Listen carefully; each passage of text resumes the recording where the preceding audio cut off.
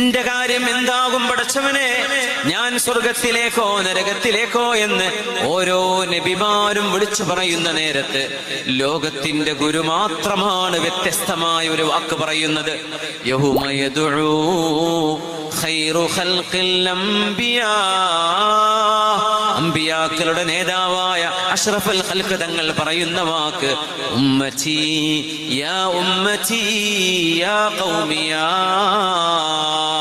അല്ലാഹുവേ, എന്റെ ഉമ്മത്തികൾ, എന്റെ അനുയായികൾ അവരെ രക്ഷപ്പെടുത്തണേ. ഹബീബിന്റെ മക്കളെ കുറിച്ചല്ല പറയുന്നത്, ഹസൻ ഹുസൈൻ എന്ന രണ്ട് പേരമക്കളെ കുറിച്ചല്ല പറയുന്നത്, റളിയല്ലാഹു അൻഹുമാ അവരുടെ ഉപ്പയായ അബുൽ ഹസൻ അലി തങ്ങളെ കുറിച്ചല്ല പറയുന്നത്, കരളിന്റെ കഷ്ടമാണെന്ന് നബി തങ്ങൾ പറഞ്ഞ ഫാത്തിമത്തു സഹ്റാ തങ്ങളെ കുറിച്ചല്ല നബി തങ്ങൾ പറയുന്നത്. എന്റെ ഉമ്മത്തികൾ, അല്ലാഹ് എന്റെ ഉമ്മത്തികൾ